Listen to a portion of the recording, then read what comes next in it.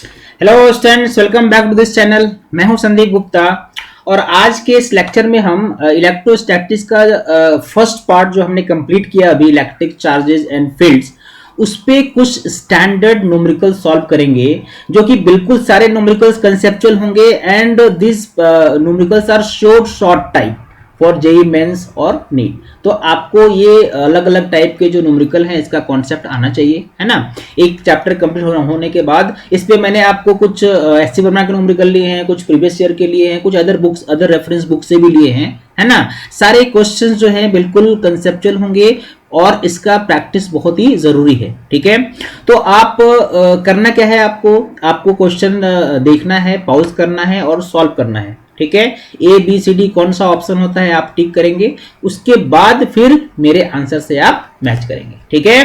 तो हम लोग मिलके एक बार अच्छे से प्रैक्टिस कर लेते हैं फर्स्ट चैप्टर का। उसके बाद जो सेकंड चैप्टर अभी चल रहा है इलेक्ट्रिक पोटेंशियल, ठीक है, उसका थ्योरी लेक्चर इसके बाद आएगा, ठीक है। और एक बात और स्टूडेंट्स, अगर आपने इस चैनल सब्सक्राइब नहीं किया है तो काइंडली इसको सब्सक्राइब कर लीजिए, है ना। कि आपके सब्सक्रिप्शन, आप जितना सब्सक्राइब करेंगे, आप जितना कमेंट करेंगे, जितना लाइक करेंगे, है ना, उतना ज़्यादा हम और इंस्पायर होते हैं वीडियो को अच्छे कंटेंट वाले वीडियो बना के, है ना, आपके लिए बिल्कुल बेनिफिशियल, जो कॉम्पिटिटिव एग्जामिनेशन का प्रिपेयर कर रहे हैं, है ना, उन्हीं को ध्यान में रखते हुए। और साथ ही वो ऐसे स्टूडेंट्स हैं जो अभी 11th से 12th में गए हैं, उनको भी एक कंप्लीट कॉन्सेप्ट क्लियर हो जाए, ठीक है। इसलिए थ्योरी प्लस न्यूमेरिकल के ये सीरीज जो है मैं लाता रहूंगा, ठीक है। तो चैनल को सब्सक्राइब जरूर करो और वीडियो को लाइक करो, ठीक है। तो चलो पहला क्वेश्चन, टाइम वेस्ट बिना करते हुए पहला क्वेश्चन मैंने लिखा है। आप इस क्वेश्चन को पहले समझिए क्वेश्चन है क्या, ठीक है।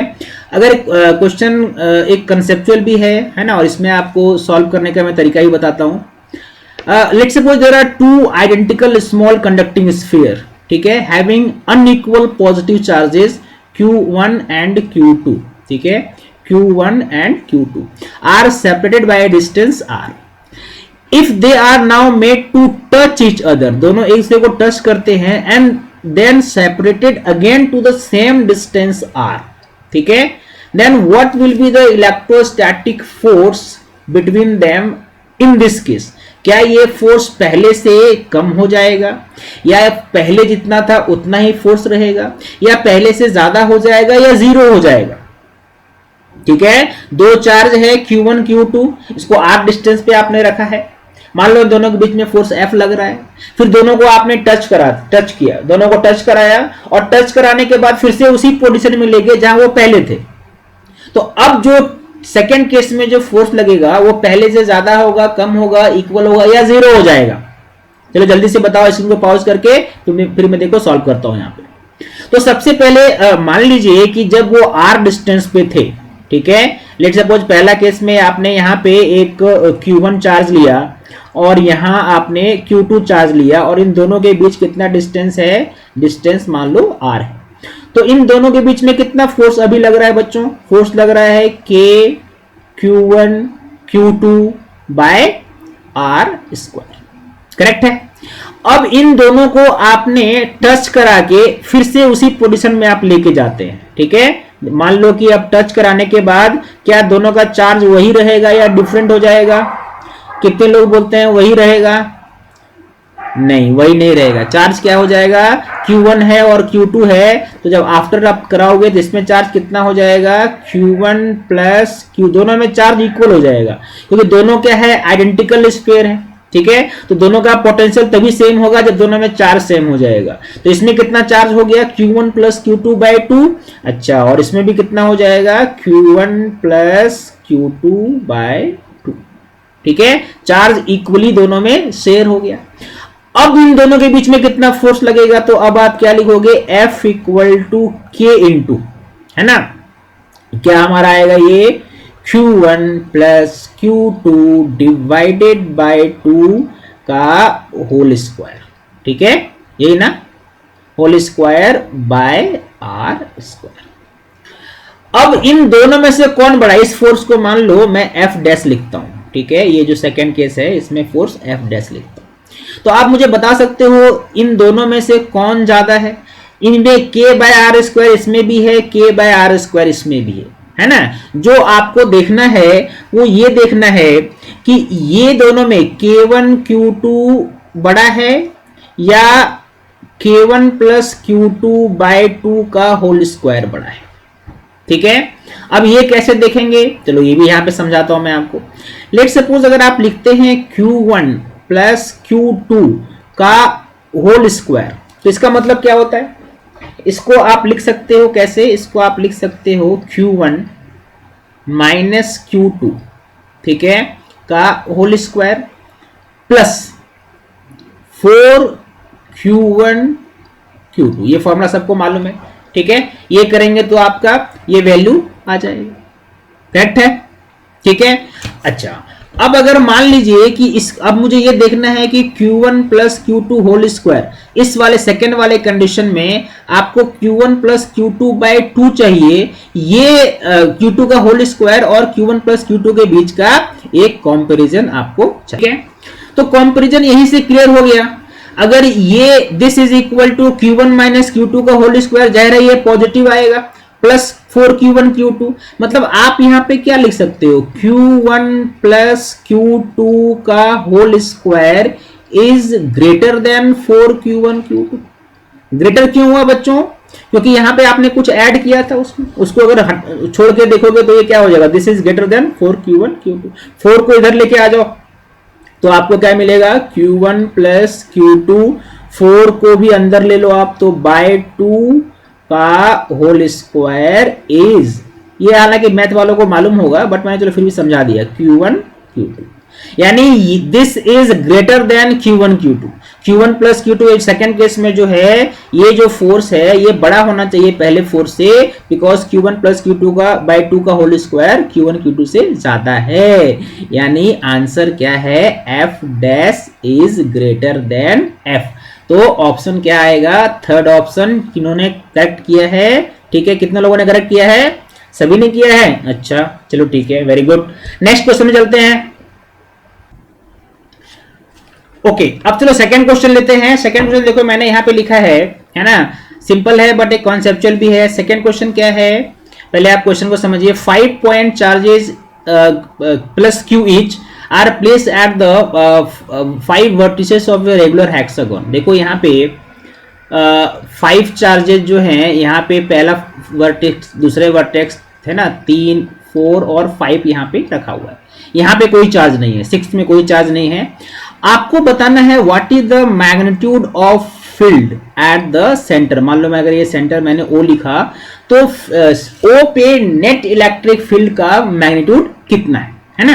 तो बहुत ही सिंपल है, ठीक है, क्योंकि ये रेगुलर हेक्सागोन है तो आपको मालूम है जो ट्रायंगल बनेगा सेंटर से, अगर आप ट्रायंगल बनाओगे तो ये सारे इक्विलेटरल ट्रायंगल बनते हैं।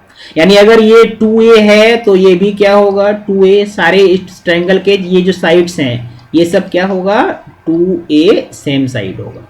ठीक है, इसका मतलब क्या है कि फील्ड का वैल्यू है ना, मैग्नीट्यूड जितने भी चार्जेस हैं सब के लिए यहाँ पे इक्वल होगा, क्योंकि चार्ज सेम है, डिस्टेंस सेम है। बस डायरेक्शन पे ध्यान रखो, डायरेक्शन कैसे निकालते हो, प्लस चार्ज है तो इसका फील्ड मान लो इधर जितना होगा उतना ही प्लस Q का फील्ड इतना होगा, तो फिर ये दोनों आपस में कैंसिल हो जाएंगे।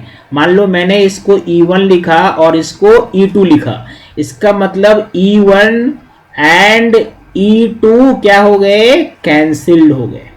ठीक है, वैसे ही इसमें देखो यहाँ पे प्लस Q चार्ज है, इसका फील्ड इधर होगा। मान लो मैंने इसको E3 लिखा और इस प्लस Q का फील्ड इधर होगा E4, ये दोनों भी कैंसिल हो जाएंगे क्योंकि इन दोनों का वैल्यू भी क्या है, सेम।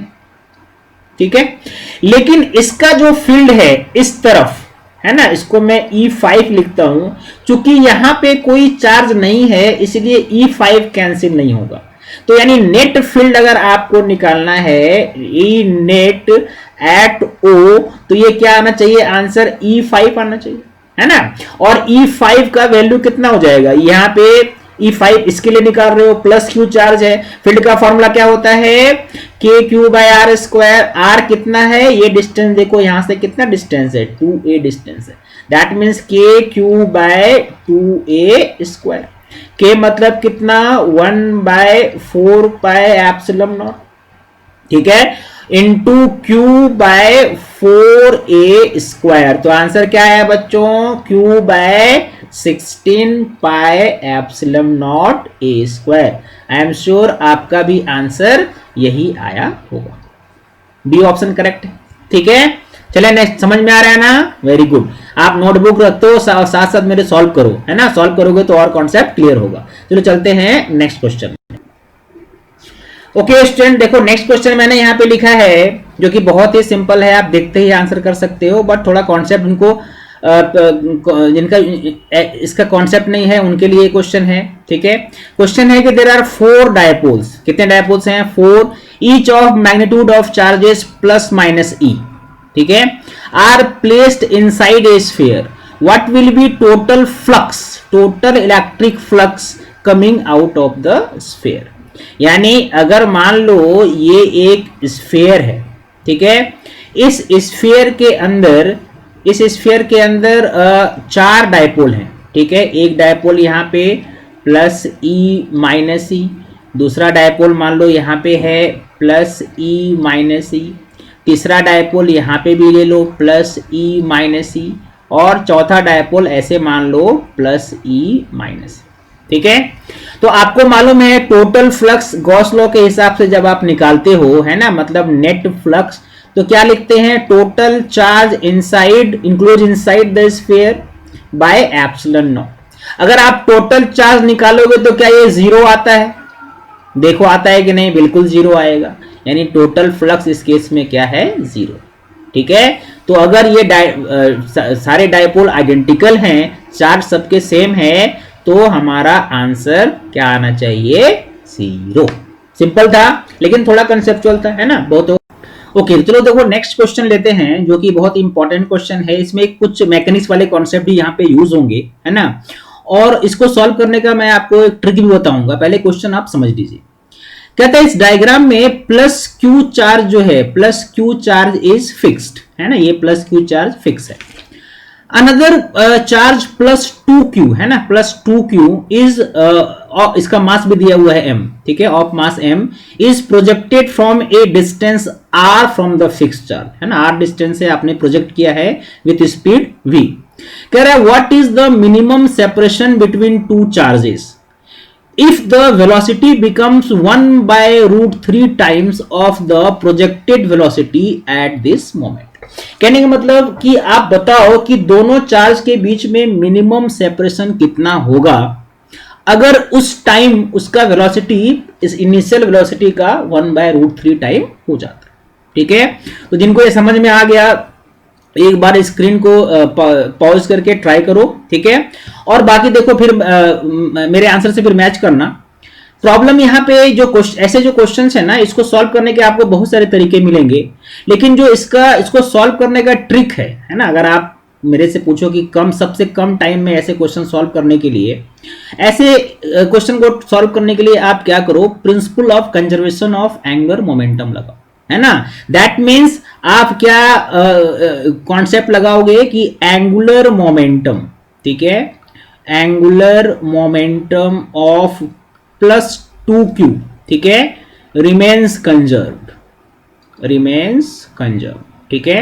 एंगुलर मोमेंटम कहां किसके अबाउट निकाला, मैंने निकाला about plus q।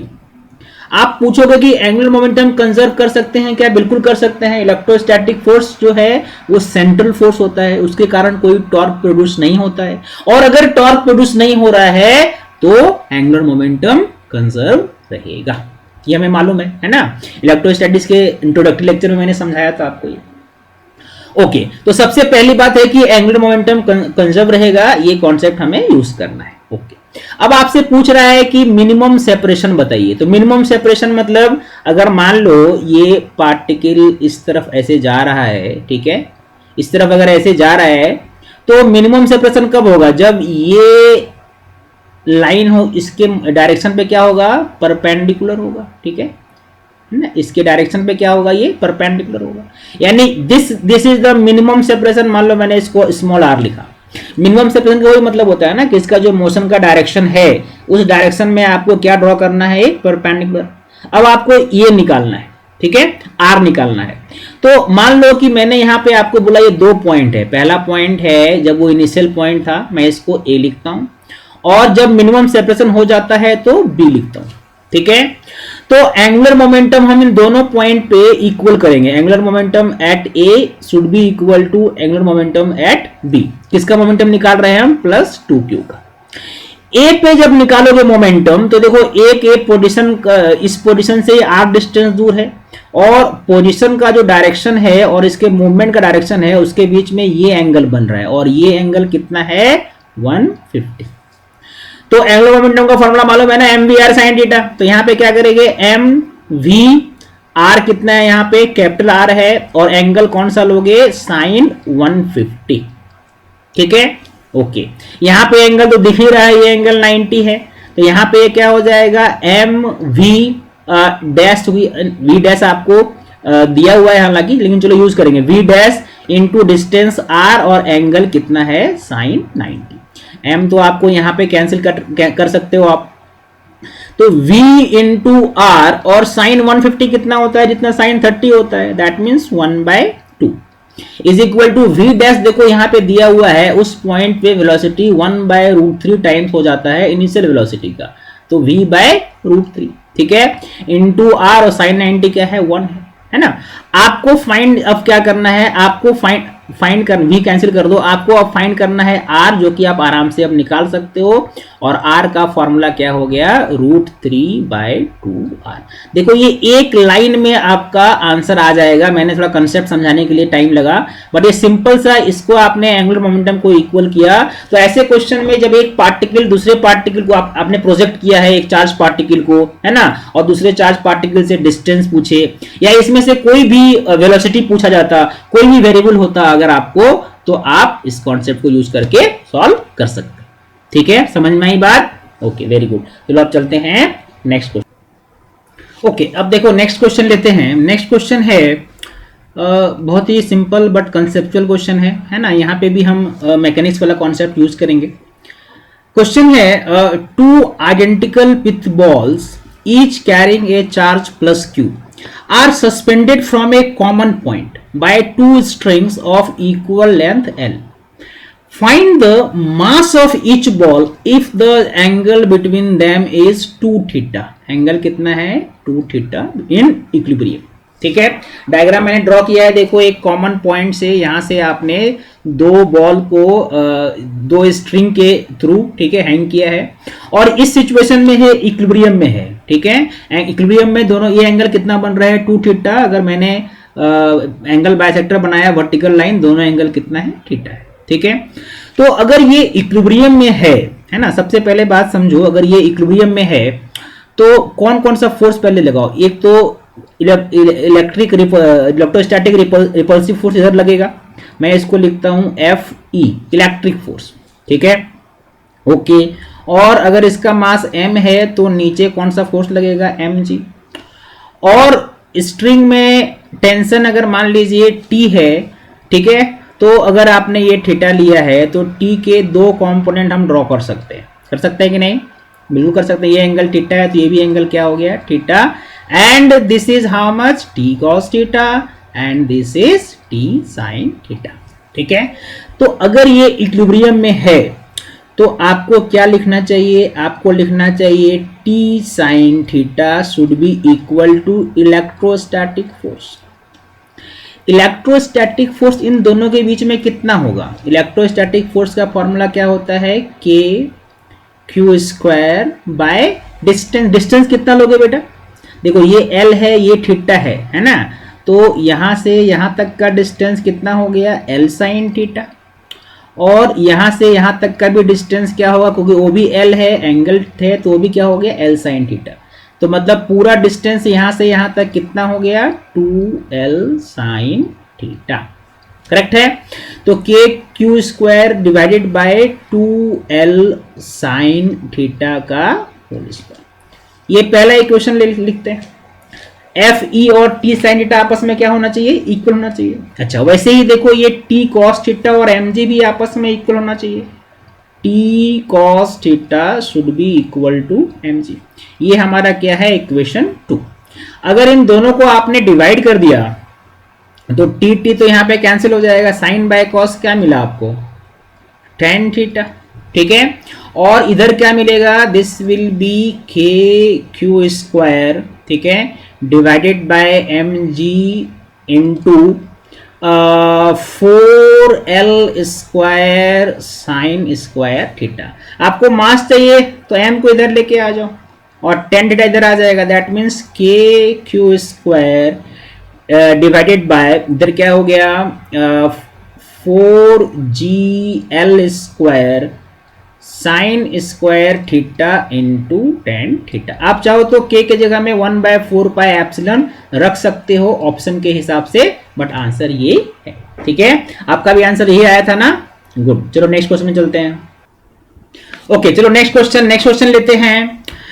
Next question बहुत कंसेप्चुअल क्वेश्चन है, हालांकि बहुत सिंपल भी है, ठीक है, लेकिन ऐसे क्वेश्चन आपको बहुत कंफ्यूज करते हैं। क्वेश्चन मैंने लिया है अ सर्कुलर वायर, ठीक है, लूप ऑफ रेडियस ए, ठीक है, एक सर्कुलर वायर है जिसका रेडियस कितना है, ए है, करेक्ट है, कैरीज ए टोटल चार्ज क्यू, है ना, uniformly distributed over its length, A small length D L of the wire is cut off, ठीक है। अब आपने एक छोटा सा लेंथ जो है, मान लो इसका यहां इतना काट दिया आपने, ठीक है, पहले आप कॉन्सेप्ट को समझिए फिर मैं आपको, मान लो कि आपने ये जो पार्ट है ये पार्ट निकाल दिया, ठीक है। Find the electric field at the centre due to remaining wire. अब रिमेनिंग वायर के कारण कितना होगा आपको यहां पे ये बताना है, ठीक है। कितनों का आंसर आ गया है ये बताओ, ठीक है। ये पार्ट जो है आपने निकाल दिया अगर, तो सबसे पहले अगर आप इसको समझो, है ना, पहले इसका जो ये है वो समझो कॉन्सेप्ट जो है। अगर ये रिंग पूरा होता, ठीक है, तो इस कंडीशन में सेंटर पे कितना फील्ड होता, तो इस कंडीशन में सेंटर पे कोई फील्ड होता ही नहीं है, ठीक है, क्योंकि ये चार्ज यूनिफॉर्मली डिस्ट्रीब्यूटेड है, ठीक है, सारे एलिमेंट एक दूसरे के सारे एलिमेंट जो डायमेट्रिकली अपोजिट एलिमेंट है वो एक दूसरे के इलेक्ट्रिक फील्ड को कैंसिल आउट कर देते हैं, ठीक है। लेकिन अब आपने क्या किया, ये वाला पार्ट निकाल दिया, तो अगर ये पार्ट आपने निकाल दिया तो इतना इसके पास जो चार्ज है ना, इसके पास जो पहले चार्ज था जो इधर से कैंसिल आउट हो रहा था इसके डायमेट्रिकली अपोजिट अगर मैंने आपको लिया, ठीक है, ये दोनों यहाँ पे इलेक्ट्रिक फील्ड अपना कैंसिल आउट कर रहे थे, लेकिन ये पार्ट अब आपने निकाल दिया तो इसका इलेक्ट्रिक फील्ड कैंसिल नहीं हो रहा है, तो सिर्फ इसके कारण जो सेंटर पे फील्ड होगा वही आपका आंसर होगा। बात समझ में आई? यानी सबसे पहले आप ये जानो कि जो पार्ट आपने निकाला उसमें कितना चार्ज है, ठीक है। अगर मैं बोलूं charge on the removed part, charge on the removed part, ठीक है, चार्ज डेंसिटी कितना लेते हैं हम, चार्ज डेंसिटी निकालने के लिए रिंग वाले केस में total charge by total length Q upon 2 pi A। और आपको कितना लेंथ में चाहिए, आपको DL चाहिए, तो DL लेंथ में चाहिए। ये चार्ज डेंसिटी हो गया, ये लेंथ हो गया, यानी स्मॉल अगर मैं Q लिखता हूं जो रिमूव पार्ट में जितना चार्ज था, तो उसको क्या लिख सकते हैं, Q into DL by 2 pi A। अब चूंकि इतना पार्ट आपने निकाल दिया तो इसके आइडेंटिकल है ना, इसी के आइडेंटिकल जो सामने जो एलिमेंट था, ठीक है, उसमें भी उतना ही चार्ज है और उसका इलेक्ट्रिक फील्ड अब कैंसिल नहीं हो रहा है, तो वो इलेक्ट्रिक फील्ड ही अभी सेंटर पे फील्ड हो जाएगा। यानी जो पार्ट आपने निकाला उस पे जितना चार्ज है उसके कारण जो फील्ड हम निकालेंगे वही हमारा आंसर होगा, क्योंकि ये निकाल देने से इसके सामने वाले एलिमेंट का इलेक्ट्रिक फील्ड अब कैंसिल नहीं हो रहा है। तो अब इसके हिसाब से क्या होना चाहिए, फील्ड के क्यू बाय आर स्क्वायर, के क्यू बाय आर क्या है, ए, डिस्टेंस कितना है, ए है, के क्यू बाय ए स्क्वायर, के चलो के का भी हम वैल्यू में लिख देता हूं, क्योंकि अगर मान लो 1/4 पाई एप्सिलॉन नॉट के टर्म में अगर लिखता हूं तो के क्या हो गया 1/4 पाई एप्सिलॉन नॉट। क्यू कितना निकाला आपने, Q into D L by 2 पाई ए और बाय ए स्क्वायर। तो आंसर क्या आया बच्चों, Q into D L divided by ये कितना हो गया 4 ना, 8, हाँ ठीक है, 8 pi square epsilon not A cube, that is the electric field due to remaining part of the wire. ये मैंने आपको ट्रिक बताया, ठीक है। जो पार्ट हम निकालते हैं उसमें जो चार्ज है उसके कारण फील्ड निकाल दो तो रिमेनिंग पार्ट का फील्ड आपको मिल जाए, ठीक है। कॉन्सेप्ट के साथ साथ आपको ये ट्रिक भी याद रखना है। ओके, चलो नेक्स्ट क्वेश्चन में आते हैं, जो कि आपको जितना बड़ा दिख रहा है, ठीक है, क्वेश्चन जितना बड़ा मैंने लिखा है उसका आंसर उससे भी छोटा, मतलब एक लाइन में आंसर आएगा। लेकिन आपको ये स्प्रिंग वाले कुछ क्वेश्चंस आने चाहिए, इसलिए मैंने ये क्वेश्चन लिया, ठीक है। एक स्ट्रिंग का हो गया, रिंग का हुआ, स्प्रिंग का भी एक क्वेश्चन समझ लो। क्वेश्चन क्या है, block of mass having charge q is placed on a smooth table, ठीक है। एक बॉल है जिसका मास m है, चार्ज q है, आपने उसको एक स्मूथ टेबल पे रखा है and connected to a wall through a unstretched spring. अभी स्प्रिंग में कोई इलोंगेशन कंप्रेशन नहीं है, स्प्रिंग कांस्टेंट k दिया हुआ है। कह रहा है कि एक horizontal electric field E parallel to the spring is switched on, now find the amplitude of the resulting SHM of the block, ठीक है। बहुत ही सिंपल है, अगर इसके अंदर चार्ज Q है तो इस पर इधर कितना फोर्स लगेगा फील्ड के डायरेक्शन में, क्योंकि चूंकि पॉजिटिव चार्ज है तो फील्ड के डायरेक्शन में फोर्स लगेगा, और ये फोर्स कितना होगा QE, और इतना ही इधर क्या होगा, रेस्टोरिंग फोर्स डेवलप होगा, दैट इज KX, है ना। एंड में मतलब आप क्या लिखेंगे, QE is equal to minus KX, तो ये X कितना हो जाएगा QE, अगर QE डिवाइड बाय K, इतना ही हो सकता है, यही मैक्सिमम क्या है, यही मैक्सिमम इलोंगेशन है, that means this is the amplitude, है ना। मैंने बोला था जितना लंबा क्वेश्चन है, अगर कॉन्सेप्ट देखोगे इसमें से बहुत कुछ पूछ सकता है, कितना एनर्जी होगा, तो energy half KX square, time period, अगर मान लो थोड़ा सा स्ट्रेस किए, टाइम पीरियड निकालो। टाइम पीरियड वाले क्वेश्चन देखो मैं भी एक और लेता हूं, बट आपको मैंने कॉन्सेप्ट समझाया कि अगर आपको स्प्रिंग वाली कंडीशन हो तो आपको ऐसे सॉल्व।